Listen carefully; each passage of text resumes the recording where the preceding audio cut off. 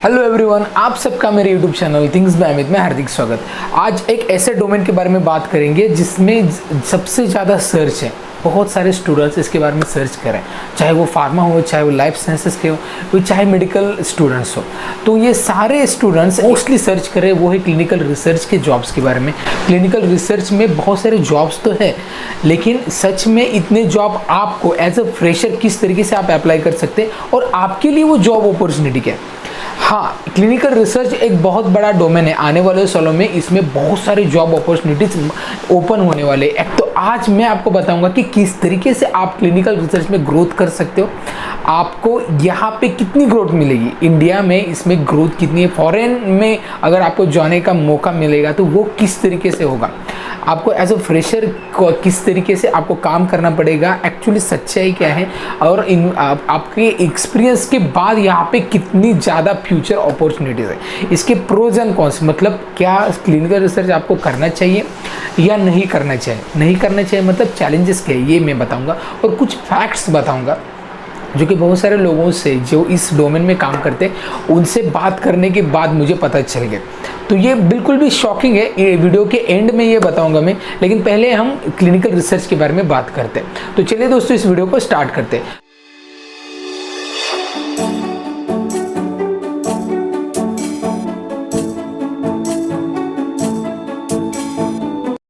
तो जैसे आप सभी को मालूम होगा, अगर आप फार्मेसी बैकग्राउंड से, तो क्लिनिकल रिसर्च होता क्या है कि कोई भी मेडिसिन रिसर्च होने के बाद, मतलब फार्मा इंडस्ट्री में 4 सेगमेंट है, research and development, then clinical research, then administrative department होता है, and then after marketing department. तो जो सेकंड फेज है क्लिनिकल रिसर्च, मॉलिक्यूल इन्वेंट होने के बाद ये यहाँ पे प्री क्लिनिकल ट्रायल्स की जाती है जो एनिमल्स पे होती है, ह्यूमन्स पे ट्रायल की जाती है, और उसमें अलग अलग फेजेस होते हैं। क्लिनिकल ट्रायल्स में कुल मिला के 4 फेजेस होते, यहाँ पे नंबर ऑफ वॉलंटियर चेंज होते। लेकिन ये इतना ईजी है क्या? बिल्कुल भी नहीं। ऐसा जो दिखता है ना, क्लिनिकल ट्रायल्स कंडक्ट होना, उसमें अप्रूवल मिलना, फिर दूसरे ट्रायल के लिए रेडी होना, ये सारा जो होता है ना, वो बहुत बड़ा डेटा रहता है और ये कोई भी मैनिपुलेट नहीं कर सकता। यहाँ पे कंडक्ट किया जाता है क्लिनिकल ट्रायल्स पेशेंट्स पे, उनका पूरा डेटा यहाँ पे स्टोर किया जाता है। तो ये एक कॉन्फिडेंशियल इंफॉर्मेशन है, हेल्थ रिलेटेड इंफॉर्मेशन है, और इसके लिए ये रिस्पॉन्सिबल डिपार्टमेंट है। जो भी हॉस्पिटल्स में क्लिनिकल ट्रायल जो होते हैं ना, वो ट्रायल्स कंडक्ट करने के बाद वो रेगुलेटरी अथॉरिटी को फाइनल आपको सबमिट करने पड़ते हैं। ये सबमिट करने के बाद वो एज पर द गाइडलाइंस है कि नहीं, यहाँ पे पूरे आप में गाइडलाइंस फॉलो किया है, इथिक्स फॉलो किया है, आपने जो मेडिसिन या जो भी वैक्सीन, जो मॉलिक्यूल आप इन्वेंट करने जा रहे हैं, इसकी एफिकेसी सेफ्टी 100% होनी चाहिए, इसका सारा ख्याल रखा जाता है, और उसके बाद ही फिर दूसरे ट्रायल्स को परमिशन दी जाती है। तो इसमें बहुत ज़्यादा वर्क रहता है, एक डिपार्टमेंट इसमें काम नहीं करता। देखिए, क्लिनिकल रिसर्च बहुत सारे डिपार्टमेंट्स यहाँ पे काम करते हैं। लाइक इनिशियल लेवल पे क्लिनिकल ट्रायल्स में क्लिनिकल डेटा मैनेजमेंट का काम रहता है, क्लिनिकल रिसर्च एसोसिएट्स यहाँ पे काम करते हैं। यहाँ पे और एक डिपार्टमेंट होता है ट्रायल मास्टर फाइल, ETMF। इसके बाद यहाँ पे फिर से SAS प्रोग्रामर होते हैं, इसके बाद बायोस्टैटिशियन होते हैं। उसके बाद ये डेटा जाता है रेगुलेटरी अथॉरिटी से, वो गवर्नमेंट रेगुलेटरी बॉडीज को पास होता है, मतलब ये रेगुलेटरी अफेयर्स का यहाँ पे और एक रोल आ गया। इन बिटवीन मेडिकल कोडिंग का भी रोल होता है। तो कुल मिला के clinical data management, SAS programmer, clinical research associate, इसके बाद फार्माकोविजिलेंस भी यहाँ पे आता है, इसके साथ रेगुलेटरी अफेयर्स, मेडिकल कोडिंग, तो कुल मिला के इतने सारे डिपार्टमेंट यहाँ पे काम करते हैं। तो एक बहुत बड़ा सेगमेंट है क्लिनिकल रिसर्च। कि क्लिनिकल रिसर्च अगर इंडिया में आप अभी कर रहे हैं, या आने वाले सालों में क्या अपॉर्चुनिटी रहेगी, तो फॉरेन इन्वेस्टमेंट बहुत ज़्यादा हो रहे हैं। जैसे कि आपने देखा होगा कि कोविड के बाद बहुत सारे नए मॉलिक्यूल इन्वेंट होते जा रहे हैं, या कि आपको भी मालूम होगा कि कोई ड्रग रिपर्पसिंग हो रहा है, मतलब कोई ड्रग पहले यूज होता था किसी चीज के लिए, वो अब कोविड के लिए भी यूज हो रहा है। Like favipiravir, tocilizumab, remdesivir, ivermectin, ये जो मेडिसिन पहले किसी चीज मेडिसिन यूज हुए किसी भी इंडिकेशन के लिए, लेकिन उसको ड्रग रिपर्पस करने के बाद कोविड के लिए भी यूज हो रहा है। तो इस तरीके से उनके भी ट्रायल्स चल रहे हैं कि इसमें और बहुत बहुत सारे मॉलिक्यूल्स में ट्रायल आने वाले, मतलब आने वाले सालों में वैक्सीन, जैसे वैक्सीन के लिए ट्रायल्स बहुत सारी ली गई थी, इसमें बहुत बड़ी इन्वेस्टमेंट हो गई, तो इसके बाद अलग अलग मॉलिक्यूल्स के लिए भी इन्वेस्टमेंट हो रही है।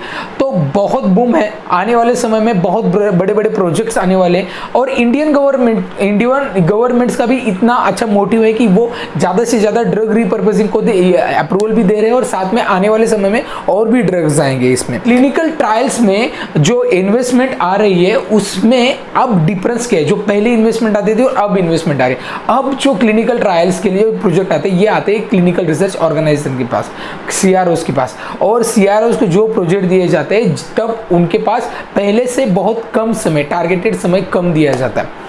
मतलब यहाँ पे क्लिनिकल रिसर्च लोगों को लेना, clinical research as a associate, as a training, और उसके बाद उनको ट्रेनिंग देना और फिर उनको ऑन रोल रखना, ये काम अभी नहीं कर सकते।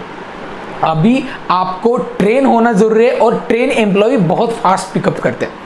इसका मतलब एक बार आप ये समझ लिए कि बहुत ज़्यादा रिक्रूटमेंट तो है, और साथ में स्किल रिक्वायरमेंट भी बहुत ज़्यादा। ऐसा है कि MSc, BSc, B.Pharm हो या M.Pharm हो, इवन मेडिकल के भी स्टूडेंट्स हो, अगर आपके पास वो प्रोफेशनल स्किल्स नहीं है या फिर वो प्रोफेशनल नॉलेज नहीं है, तो आप कितने भी अच्छे इवन पोस्ट ग्रेजुएट हो, आपको इसमें स्ट्रगल 100% करना पड़ेगा एज इनिशिएटिव लेवल पे।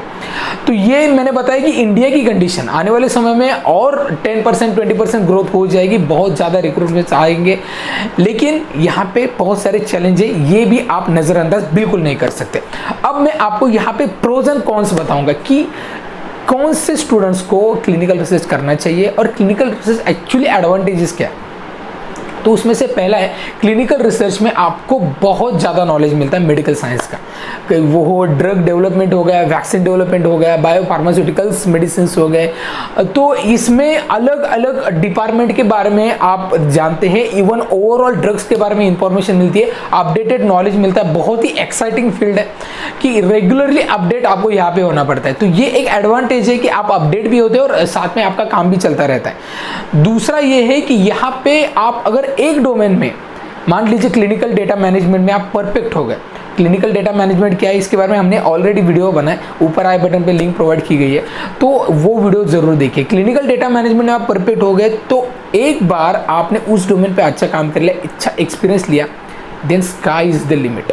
अगर आप क्लिनिकल रिसर्च में भी क्लिनिकल रिसर्च एसोसिएट काम करते हो, मेडिकल कोडिंग में काम करते हो, या फिर फार्माकोविजिलेंस रेगुलेटरी अफेयर्स में करते हो, किसी भी डोमेन में कीजिए, आप उसके स्किल्स जान लेते, आपके पास एक्सपीरियंस आता है, देन आपको इंडिया में, आपको अब्रॉड में बहुत जगह पे अपॉर्चुनिटी है।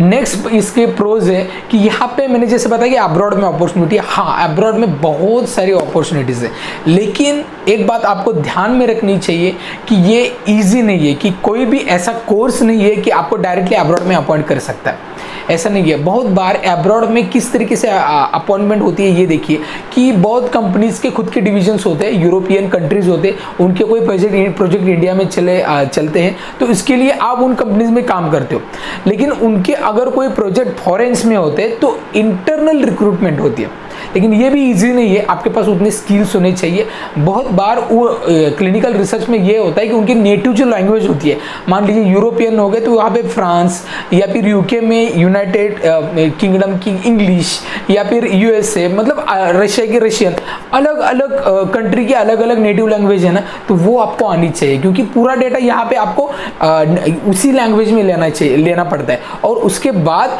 आपको उसके प्रोफिशिएंट स्किल भी आनी चाहिए। देखिए मेडिकल कोडिंग में फीवर को फीवर नहीं बोलते, उसकी अलग टर्मिनोलॉजी। इसका मतलब क्या है कि उसके उन कोडिंग पे आपको काम करना होगा, अपडेटेड नॉलेज लेना होगा। क्लिनिकल डेटा मैनेजमेंट में आपको डेटा मॉनिटर करना है, वो एक्यूरेसी देखनी है। ETMF में आपको क्या करना है कि पूरा डेटा एक बार आपको कलेक्ट करना है। नेक्स्ट प्रो है कि यहाँ पे आप पैकेजेस के बारे में बात करते हैं, तो उस पैकेजेस भी बहुत बढ़िया मिलती है। यहाँ पे आपकी जो लाइफस्टाइल है वो भी कम्प्लीटली चेंज होती है, क्योंकि बहुत बड़ी कंपनीज, अगर आपको ऐसे कि इंडिया में पैराक्सेल कंपनी है, IQVIA कंपनी है, और इसमें TCS जैसी कंपनीज है जो टेक्निकल लेवल पे काम करते हैं, कॉग्निजेंट जैसे, एक्सेंचर जैसी कंपनीज है, तो यहाँ पे अगर आप रिक्रूट होते हैं तो आपकी लाइफस्टाइल कम्प्लीटली चेंज होती है। यहाँ पे पैकेजेस भी आपको अच्छे मिलते हैं। जैसे कि मैंने बताया, अगर आपके पास एक प्रोफेशनल स्किल एक्सपीरियंस हो, के पास डेजिग्नेशन वैसी होती है, सैलरी की बात की जाए तो सैलरी बहुत ही बढ़िया होती है। एक ऐसे लेवल पे मतलब लगभग 10 to 12 lakhs पर मंथ आपको मिल सकती है। डिपेंड है कि आपकी पोजीशन, आपके स्किल्स, आपका बैकग्राउंड और आपकी अभी तक क्या नॉलेज आपने अपडेटेड किया है। तो यहाँ पे बहुत बड़ी ग्रोथ है। बिजनेस की अगर बात की जाए तो बिजनेस में भी अच्छी ग्रोथ है। लाइक आप अगर क्लिनिकल रिसर्च ऑर्गेनाइजेशन भी डेवलप कर सकते हो, इसके लिए आपके पास एक प्राइवेट लिमिटेड फर्म होनी चाहिए, आपके पास वो प्रोजेक्ट आने चाहिए। एक्चुअली ये थोड़ा चैलेंजिंग भी है, लेकिन बिजनेस अपॉर्चुनिटी बहुत अच्छी है, क्योंकि बहुत सारे फॉरेन कंट्रीज के बहुत प्रोजेक्ट आ रहे हैं। अगर आपका कनेक्शन अच्छा होगा, डेफिनेटली यहाँ पे आप वर्क कर सकते हैं। प्रोजेक्ट लेने के बाद पूरी टीम आपके पास होनी चाहिए, क्योंकि एक क्लिनिकल ट्रायल लेने में 2-3 साल का तो समय लगता है। मतलब एक छोटा जॉब अगर पकड़ के ले जाए हम तो इस तरीके से आपके पास वो हॉस्पिटल की टीम होनी चाहिए, खुद की एडमिनिस्ट्रेटिव टीम होनी चाहिए, साइट मैनेजमेंट का नॉलेज होना चाहिए, पूरा नॉलेज होना चाहिए। और साथ में जो स्टैटिस्टिक्स है, मतलब प्रोजेक्ट किस तरीके से आया है, उसके फाइनेंशियल किस तरीके से आएंगे, क्योंकि 100% एडवांस कोई कंपनी देती नहीं है आपको step by step he payment में आता है। तो इसके लिए आपको वो शुरुआत में एक्सपेंडिचर खर्चा करना पड़ता है, देन आफ्टर कंपनीज आपको पे आउट दे देगी। सो इस तरीके से चैलेंजेस भी है, लेकिन अपॉर्चुनिटीज है। तो आप खुद एक ट्रेनिंग इंस्टीट्यूट भी स्टार्ट कर सकते हैं। इसके लिए भी आपके पास नॉलेज होना बहुत ही जरूरी है।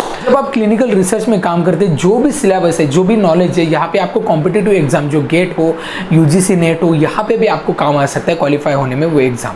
इसके साथ यहाँ पे मैंने जैसे बताया, फॉरेन इन्वेस्टमेंट बहुत सारी हो रही है, आने वाले सालों में और भी हो जाएगी। तो अलग अलग इंस्टीट्यूट्स यहाँ पे निकलेंगे, जो जॉब प्रोवाइडिंग साइट्स है वो ज़्यादा हो जाएंगी, CROs बढ़ेंगे, साथ में कंपनीज, फार्मा कंपनीज, जो नोवाटिक जैसी अच्छी कंपनी अभी टॉप लेवल पे क्लिनिकल रिसर्च में, ऐसे बहुत सारी कंपनीज बढ़ जाएंगी। तो lots of career opportunities opening ज़्यादा अब इससे आगे हो सकते हैं। इसके बाद एक और प्रोज है कि यहाँ पे बहुत डोमेन्स में आप काम कर सकते हैं, लेकिन मैंने जैसे बताया कि रेगुलेटरीज में काम कर सकते हैं आप, clinical data management, clinical research associates आप काम कर सकते हैं। इसके बाद ETM में SAS प्रोग्रामर का बायोस्टैटिस्टियन काम कर सकते हैं। फार्माकोविजिलेंस, बहुत डोमेन्स है यहाँ पे, जितना आप सोचेंगे उससे भी ज़्यादा ये क्लिनिकल रिसर्च आपको दे देगा, लेकिन उसके लिए आपको प्रिपेयर रहना जरूरी है, क्योंकि ये प्रोज है।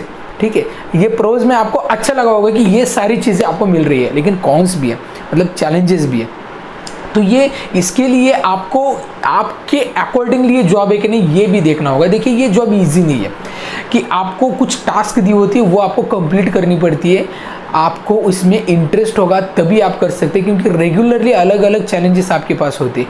आपके टीम लीडर जो होते हैं वो आपको वो देते हैं टास्क, और उसके अकॉर्डिंगली आपको काम करना पड़ता है। और इनिशियल लेवल पे अगर आपके पास वो स्किल्स अगर गेन हो गए, तभी आपको कंपनी अपॉइंट करती है, राइट। अगर देखिए, बहुत सारे कोर्सेस लोग स्टूडेंट्स करते हैं। लाइक अगर मैंने BSc कर लिया, MSc कर लिया, लेकिन फिर भी जॉब नहीं लग रही, तो आप क्या करते हैं, कोर्सेज करते हो। लेकिन कोर्सेज करने के बाद भी आपको जॉब नहीं लगती। क्यों नहीं लगती मालूम है? क्योंकि आपने वो स्किल्स एक्वायर नहीं किए जो ज़रूरी है, आपने वो नॉलेज एक्वायर नहीं किया जो इंडस्ट्री को चाहिए।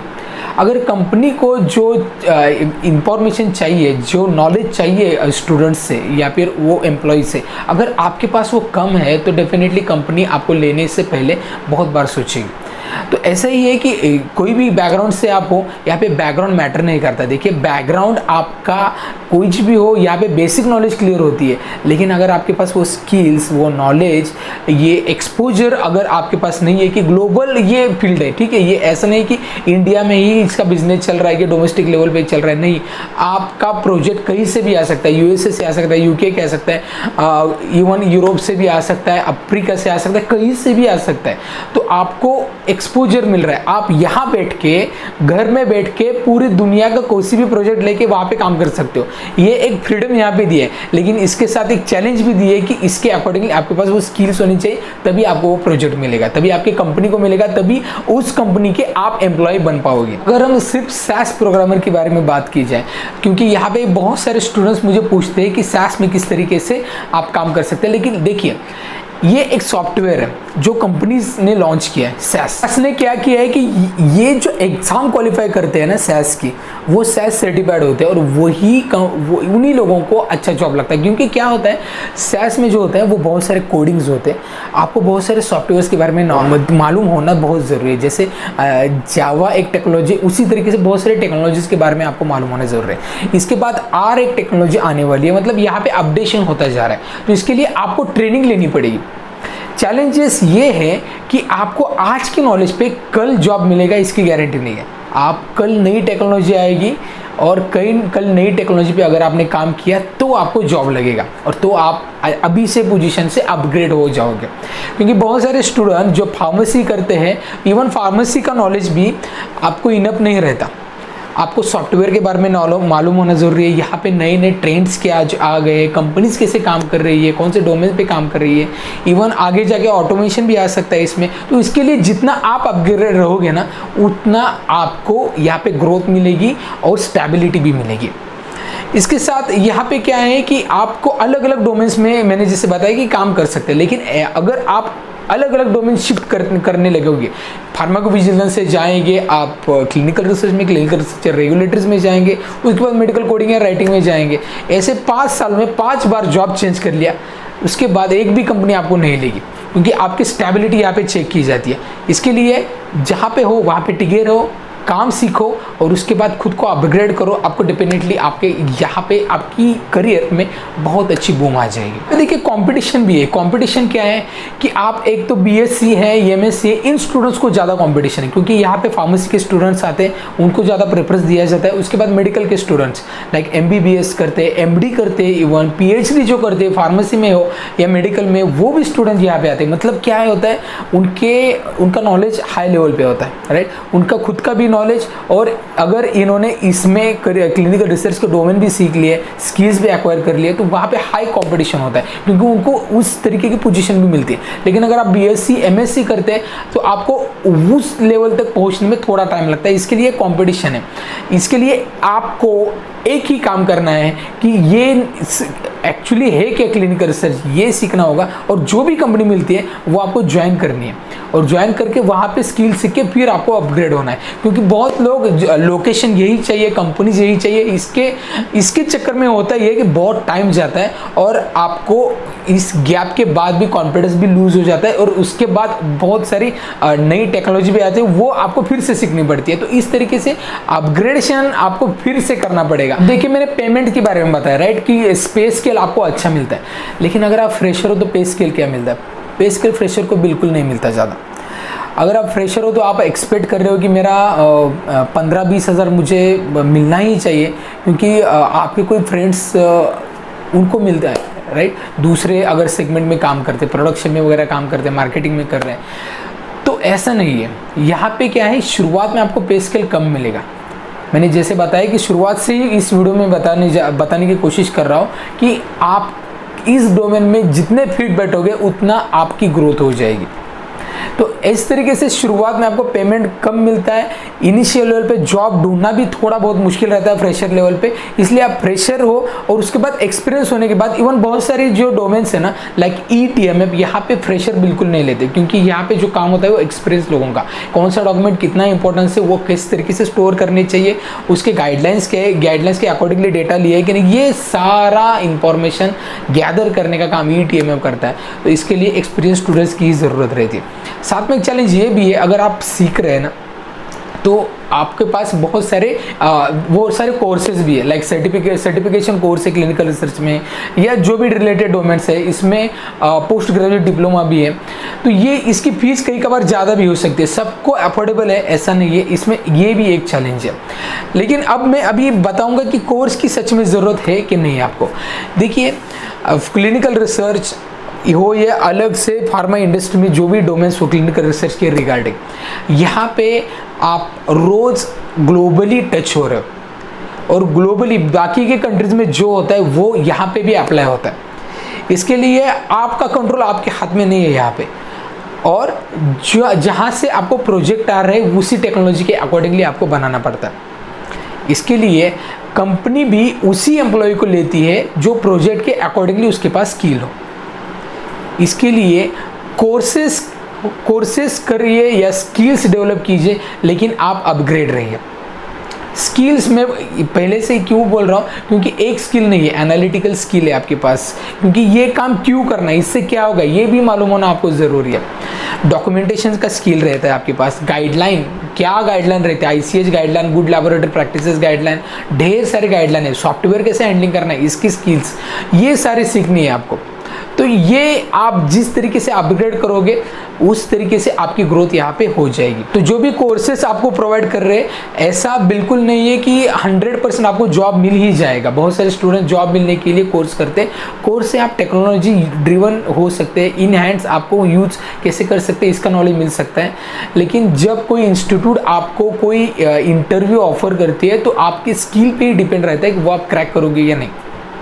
तो इसके लिए कोर्स आपकी इम्प्रूवमेंट करेगा, इस रिज्यूमे में आपको और भी ज़्यादा आपकी जो स्किल्स है वो बढ़ाएगा। वो HR, अगर HR के बारे में बात की जाए, HR क्या देखता है, HR देखता है कि कोई स्टूडेंट है उसके पास ढेर सारे एप्लीकेशन आते हैं, HR क्या देखता है, HR देखता है कि उस एप्लीकेशन में आपने ट्रेनिंग की है क्या नहीं, या ट्रेनिंग नहीं की तो उसके बारे में नॉलेज लिया है कि नहीं। ढेर सारे कोर्सेज रहते हैं, इवन कोर्सेरा में भी फ्री कोर्सेज है क्लिनिकल रिसर्च के, मैंने फ्री कोर्सेज जो रहते हैं उसके बारे में भी वीडियो बनाए, ऊपर आई बटन उसकी लिंक प्रोवाइड की गई है। तो उस तरीके के भी कोर्सेज रहते हैं, बहुत सारे कोर्सेज रहते हैं। इसका मतलब ये है कि ये कोर्सेज किए आपने और आपने सीखने की कोशिश की है, इसका मतलब आपको नॉलेज है और इस डोमेन के बारे में पहले से ही आप जानते हैं और आगे जाके आप अपग्रेड भी कर रहे हो, तो आपको आपका रिज्यूमे शॉर्ट लिस्टेड होने के चांसेस ज़्यादा रहते हैं। लेकिन अगर आप फॉर्मली जो होता है, नॉर्मली जो रिज्यूमे होता है उस तरीके से आपने बनाया तो शायद बहुत मुश्किल हो जाएगा कि किस चीज़ में फोकस करना है, कौन से कीवर्ड्स आपको डालने हैं, ये इंपॉर्टेंट है। तो इस सारे स्किल्स जो रिज्यूमे बनाना है इसके बारे में हमने ऑलरेडी एक वीडियो बनाया कि वेबिनार है हमारा कि स्किल्स क्या डेवलप करनी चाहिए, आपका रिज्यूमे कैसे बिल्डअप करना चाहिए। 28 और 29 अगस्त को लेने जा रहे हैं, वो भी 28 और 29 अगस्त को ये कंडक्ट होने जा रहा है। यहाँ पे आपको इन डेप्थ नॉलेज मिल जाएगी, इसकी डिटेल मैंने डिस्क्रिप्शन में दे दी है, ऊपर आई बटन पे उसका वीडियो भी है, वो भी आप देख सकते हैं। ये हो गए कॉन्स भी बताए मैंने, चैलेंजेस बताए, फिर अपॉर्चुनिटी पहले बताई, उसके बाद HR क्या आपका मतलब सोचता है, किस तरीके से आप अपॉइंट, कौन से स्टूडेंट्स अपॉइंट मैक्सिमम होते हैं, ये बताया मैंने। अब मैं कुछ फैक्ट्स बताऊँगा। पहला फैक्ट ये है कि अगर आप M.Pharm है या आप PhD है या फिर आप MBBS है, तो ऐसा बिल्कुल मत सोचिए कि आपने बहुत हायर स्टडी की है तो आप क्लिनिकल रिसर्च में आपको कुछ सीखने की बिल्कुल ज़रूरत नहीं है। ये लोग भी रिजेक्ट होते हैं। और ये भी है कि अगर आपने BSc की है, इवन B.Pharm की है, लेकिन आपके पास अच्छे स्किल है, आप डेफिनेटली अच्छी कंपनी में सिलेक्ट होते हैं। क्योंकि सिलेक्शन क्राइटेरिया ही ऐसा है कि आपको कितना नॉलेज मालूम है, आपको प्रोजेक्ट कैसे आते हैं, इस प्रोजेक्ट में चाहिए क्या। क्योंकि ये क्या होता है कि क्लिनिकल रिसर्च ऐसा कुछ सिलेबस नहीं है कि आपने गूगल से देख लिया या फिर आपके सिलेबस पूरा पढ़ लिया, मेमोराइज कर लिया और आपको बोलना है, ऐसा नहीं है। आपको समझना है, अप्लाई करना है, तभी ये आपके लिए बहुत अपॉर्चुनिटी खुली कर देगा। ठीक है, तो ये ज़रूरी है, ये इंपॉर्टेंट है कि आप बिल्कुल एरोगेंट मत रहिए कि आपने हाईयर स्टडी की है, M.Pharm किया है, PhD की है तो क्लिनिकल रिसर्च के कोई डोमेन के बारे में सीखने की ज़रूरत नहीं है, ऐसा नहीं है। दूसरा ये है कि सिर्फ कोर्स ही आपको जॉब दे देगा, ऐसा अगर आप सोच रहे हैं तो ये भी बिल्कुल सही नहीं है। आप कोर्स से कितना ले रहे हो, वो इंस्टीट्यूट कितनी अच्छी है ये भी मैटर करती है। कोई इंस्टीट्यूट सिर्फ आपको बताएगी कि वो जॉब लगाएंगे, तो ये इंस्टीट्यूट, मेरे ख्याल से ये इंस्टीट्यूट को आपको प्रेफर नहीं करना चाहिए, क्योंकि जॉब लगाना ये किसी का काम नहीं, ये आपका काम है कि वो जॉब आपको लगना है कि नहीं, वो आप किस तरीके से फेस करते हैं इंटरव्यू को, ऑर्गेनाइजेशन की या इंडस्ट्री की नीड्स के तरह आप अपनी खुद को प्रिपेयर करते हो, तभी आपको ये जॉब लग जाएगा। और एक इम्पॉर्टेंट ये है कि अगर आपके पास स्किल नहीं है ना, तो अगर आप PhD भी कर लिए, आपने 30,000 की सैलरी भी मांग ली, स्किल नहीं है तो आपको 30,000 नहीं मिलेंगे, 20,000 मिलेंगे। बोलने की बात यही है, स्किल नहीं है तो आपके पास पेमेंट में कुछ ना कुछ कॉम्प्रोमाइज़ करना पड़ेगा। कंपनी ले लेगी, आपके क्वालिफिकेशन पे ले लेगी, थोड़ा बहुत स्किल है बेसिक ले लेगी, लेकिन सैलरी नहीं मिलेगी। तो सैलरी अच्छी चाहिए तो ग्रोथ करनी पड़ेगी आपको खुद को। और हर एक चीज़ के लिए कोर्स करना भी अच्छी बात नहीं है कि यहाँ पे स्किल्स लगने वाले, यहाँ पे अच्छे अलग अलग डोमेन से, तो हर चीज़ पे अगर आप कोर्स करने लग गए ना तो कितने साल लगेंगे आपको एजुकेशन करने में। तो आप खुद डेवलप कीजिए, खुद एक्वायर कीजिए। मल्टीटास्किंग होना चाहिए यहाँ पे एनालिटिकल स्किल अच्छी होनी चाहिए, मल्टीटास्किंग होना चाहिए, लर्निंग नॉलेज अच्छी होनी चाहिए और साथ में पेशेंस भी आपके पास होना चाहिए, कॉन्फिडेंस होना चाहिए। ये सारी चीज़ें अगर आपके पास होती है तो आप एक अच्छा करियर यहाँ पे बिल्डअप कर सकते हो as a clinical research. So I hope ये वीडियो मैंने यहाँ पे खुद मेरे व्यूज़ दिए। आई डोंट थिंक कि सभी के व्यू ऐसे ही होंगे, लेकिन मैंने जो इस सेगमेंट में काम करे उनसे ओपिनियन लिया, उसके बाद मेरे खुद की भी जो एक्सपीरियंस है ये यहाँ पे शेयर कर लिया। तो कुल मिला के मुझे जो लगता है आपको मैसेज देना ये मैंने दिया है कि क्लिनिकल रिसर्च एक अच्छा डोमेन है, लेकिन आपको यहाँ पे हार्ड वर्क करना पड़ेगा, तभी आपको यहाँ पे सैलरी भी अच्छी मिल जाएगी, डेजिग्नेशन भी अच्छा मिल जाएगा। सो आई होप ये मैसेज आपके लिए बहुत ही इंपॉर्टेंट रहेगा और आप इसको अप्लाई भी कर पाओगे। सो ये वीडियो कैसा लगता है ये मुझे बताइए। वीडियो अच्छा लगता है तो वीडियो को लाइक कीजिए, चैनल को सब्सक्राइब करना बिल्कुल मत भूलिए और ढेर सारे लोगों तक ये वीडियो शेयर कीजिए। तो इस वीडियो में इतना ही, मिलते हैं नेक्स्ट वीडियो में, तब तक बी हेल्दी।